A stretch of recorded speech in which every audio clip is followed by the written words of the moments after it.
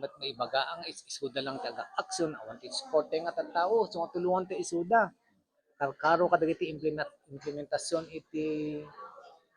proyekto sabay kumaata amukmet nga auditor tayo amin-amin nga dati makita yo nga hanga nasaya at obra na ibagayo ipulong yo tapno maaksyonan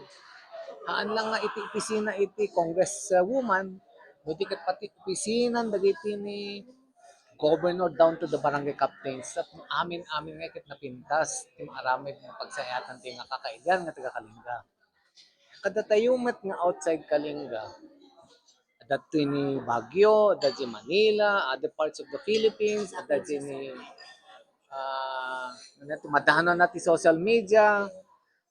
ti ti lang suggestion ko no adaman iti makikita iti social media nga i-post da muyo ket nagadu nga iti fake news ta ipa-validate yo saan kayo ang saan kayo ang lumagto nga dagos nga ni apay nga kasi ano karkaron no batikos sa kada kanyak batikos sa kini bakit ko batikos sa kini governor wenno kadagiti mayors nga anya man nakitagbat batikos i-validate ko pa nga nalaing in datoy ti ibatante nga sarita kada kayo insofar as the office of the congresswoman is concerned aramiden tayo lang iti masayaat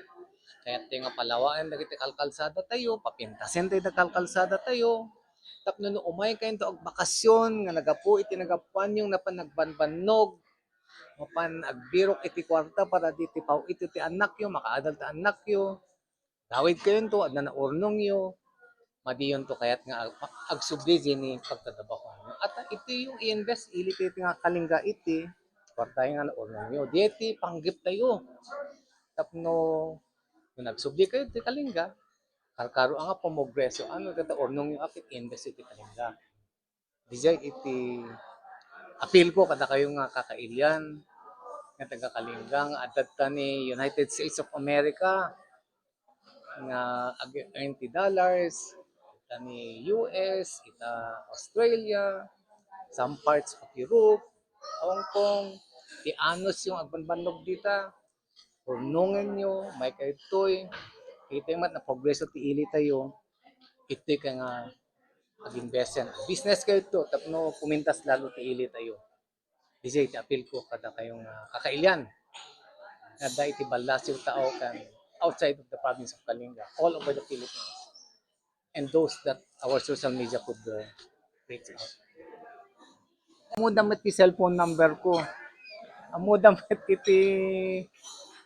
email address tayo. Amo damet ti opisina iti congressman Jenny Manila. Amo damet iti balay iti congresswoman, congressman iti Kalinga. Open tayo met umay met itatawa kan kanayon. I think open tayo. There is no awan ti hanga ma-entertain nga tao. Nakakorbata man, naka-t-shirt, naka-tsinelas, naka-leather shoes, nabartik man, nalimpyo man, open lahat tambit mo may gini. Balay iti congressman niyo. Balay iti congresswoman niyo. Amuyo mo ito, anya iti katatao tayo.